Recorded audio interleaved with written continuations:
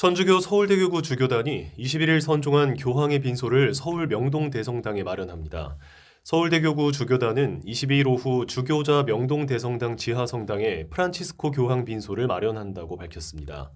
염수정 추기경, 정순택 대주교, 구요비 주교, 이경상 주교를 비롯한 주교단 조문 이후 오후 3시부터 일반인들도 조문할 수 있습니다.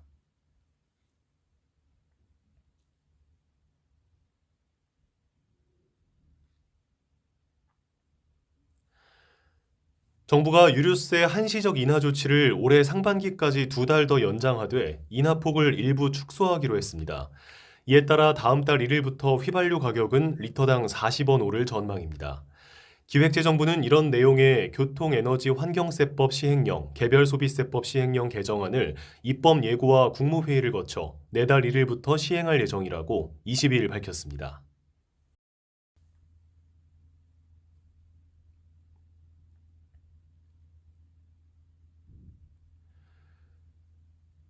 우리 군의 정찰위성 4호기를 탑재한 미국 우주기업 스페이스X의 발사체 펠컨 9이 한국 시간 22일 오전 9시 48분 미국 플로리다주 케이프 커네버럴 우주군 기지에서 발사됐습니다.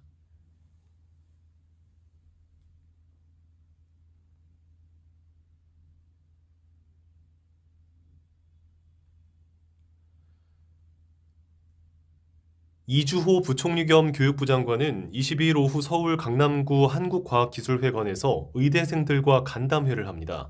이 부총리가 의정 갈등 사태 이후 의대생들과 공식적으로 만나 대화하는 것은 처음입니다. 간담회는 대한의료정책학교가 주최하는 것으로 1시간가량 진행됩니다.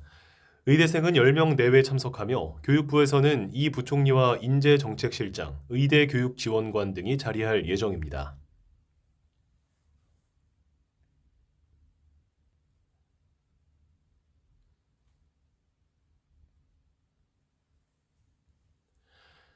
서울 지하철 4호선 해화역에서 이틀째 출근길 선전전이 벌어졌습니다. 아침 출근 시간 선전전에 나선 전국장애인차별철폐연대와 이들의 출근길 집단 행동을 저지하는 지하철 당국 간의 충돌이 빚어졌고 전장현은 당국에 의해 강제 퇴거 조처됐습니다.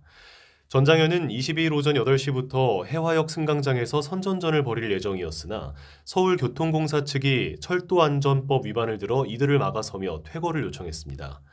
전장현이 불응하자 공사 측은 지하철 보안관 등을 동원해 이들을 역 바깥으로 끌어냈습니다.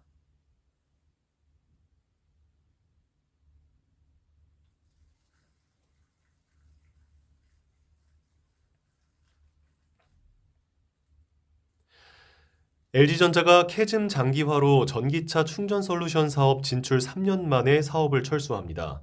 사업 환경 변화에 따른 전략적 리밸런싱 차원으로 관련 사업을 담당하던 ES사업본부는 향후 냉난방 공조 사업에 주력할 방침입니다. LG전자는 캐즘과 가격 중심 경쟁 구도 심화 등의 영향으로 ES사업본부 산하의 전기차 충전기 사업을 종료하기로 했다고 22일 밝혔습니다.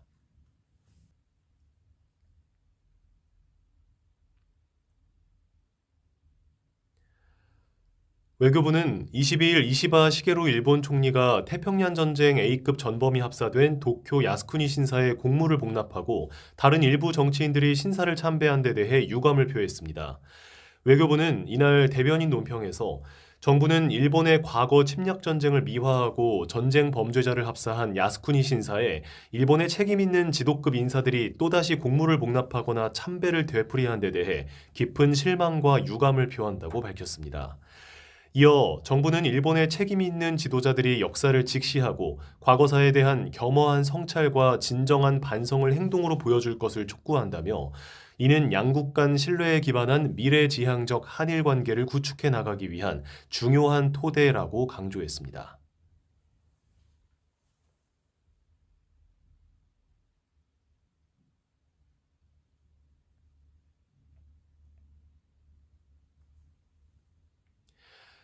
이창용 한국은행 총재는 비상계엄 사태 이후 추가 경정 예산 편성을 촉구한 데 대해 중앙은행 총재로서 침묵할 수 없었다고 밝혔습니다.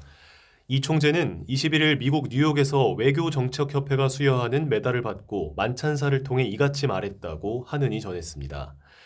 그는 대통령 탄핵이 조기 대선으로 이어질 수 있는 상황에서 재정 정책에 대한 양당의 견해가 상반된 가운데 재정 부양책을 언급할 경우 정치적 편향으로 비칠 수 있었다고 돌아봤습니다.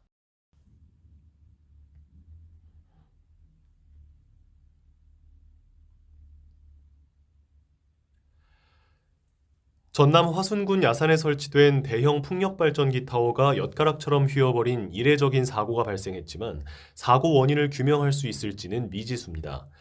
22일 화순군에 따르면 민간 사업자인 A사는 2023년 6월 발전 용량 4.7메가와트짜리 풍력발전기 11기에 대한 설치 공사를 마치고 상업운전을 시작했습니다. 정부로부터 최초 발전 사업 허가는 2014년 받았지만 환경 영향 평가나 개발 행위 허가 등 후속 절차와 주민 반대 민원을 해결하는 데 5년 넘게 걸려 2020년 3월에서야 기초 공사를 시작할 수 있었습니다.